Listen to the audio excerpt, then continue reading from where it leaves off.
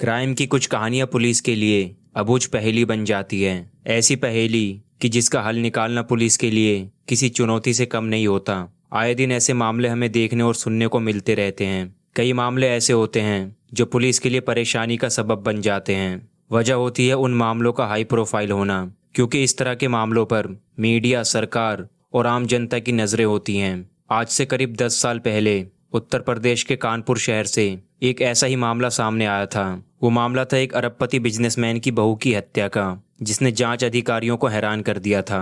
तो क्या था पूरा मामला? आज की क्राइम की जानकारी में सब कुछ तफसील से बताऊंगा, लेकिन उससे पहले अगर आप चैनल पर नए हैं तो चैनल को सब्सक्राइब कर लें और बेल आइकन ऑल पर प्रेस कर लें ताकि नई वीडियोस की नोटिफिकेशन आप तक पहुंच जाए। तो चलिए आगे बढ़ते हैं। कहानी की शुरुआत होती है उत्तर प्रदेश के कानपुर शहर से। बात है रविवार 27 जुलाई साल 2014 की। दोपहर का समय था।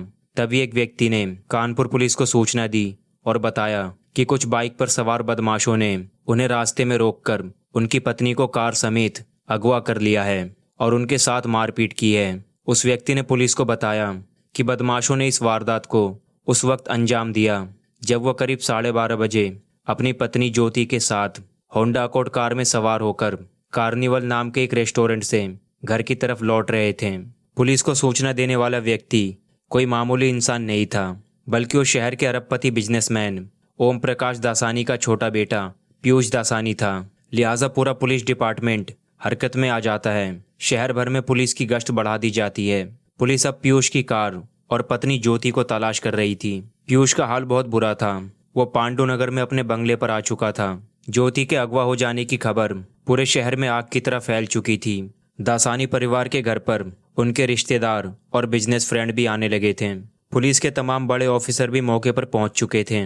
कानपुर के आईजी, डीआईजी और एसएसपी पीयूष दासानी से बात करने की कोशिश कर रहे थे। पीयूष का रो रो कर बुरा हाल था। उसने बामुश्किल पुलिस को वही बात बताई जो वह पहले सूचना के तौर पर पुलिस को बता चुका था। पीयूष दासानी ने पुलिस के बड़े ऑफिसरों को बताया कि वो अपनी पत्नी के साथ होंडा अकॉर्ड कार से करीब 11:30 बजे रेस्टोरेंट से निकले थे।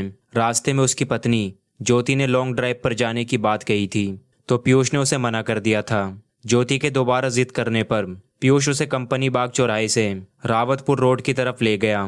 तभी बाइक पर सवार 4 अनजान बदमाशों ने उनकी कार रास्ते में जबरदस्ती रुकवा ली। बदमाशों ने उनकी कार को चारों तरफ से घेर लिया और फिर पीयूष को कार से जबरदस्ती बाहर खींचकर उसे मारने लगे।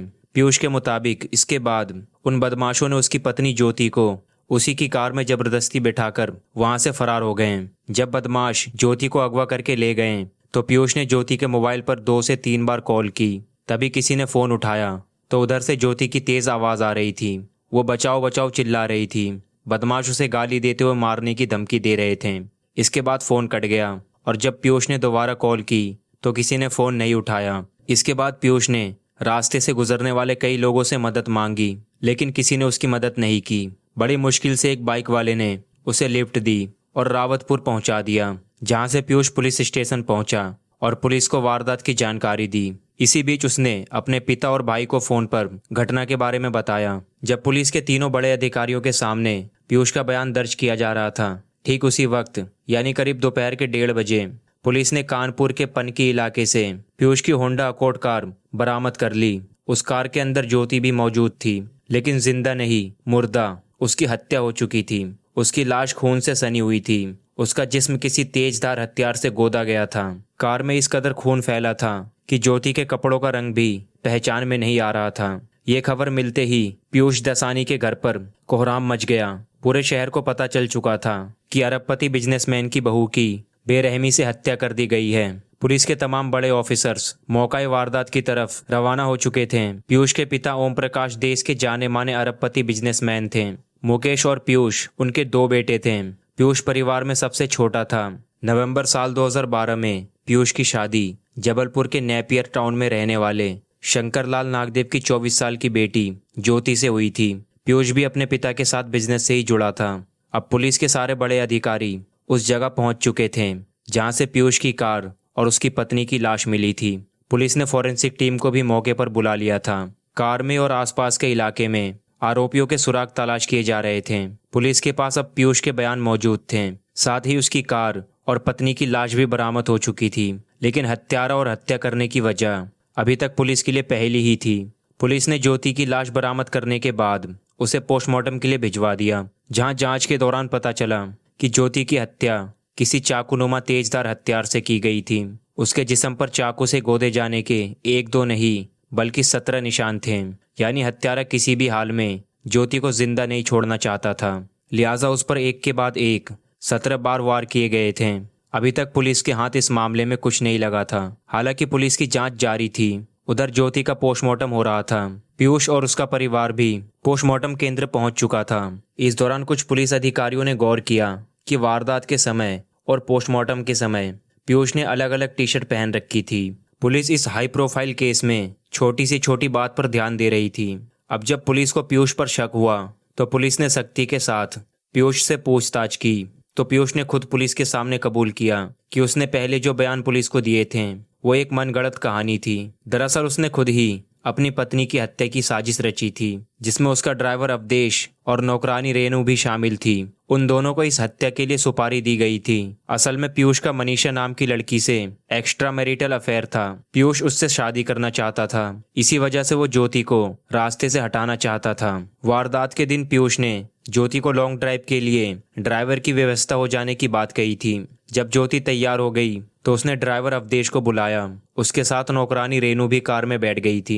अवधेश कार चला रहा था, रेनू उसके बगल में बैठी थी, जबकि पीयूष और ज्योति पिछली सीट पर बैठे थे। इसी दौरान CS आजाद विश्वविद्यालय और रावतपुर के बीच ड्राइवर अवधेश ने कार रोकी और अचानक ज्योति पर तेजधार हथियार से एक के बाद एक 17 बार वार कर डाले। फिर पीयूष, ड्राइवर अवधेश और नौकरानी रेनू कार को वहीं छोड़कर निकल गए। पीयूष ने पुलिस के पास जाने से पहले सारे सबूत मिटा दिए थे।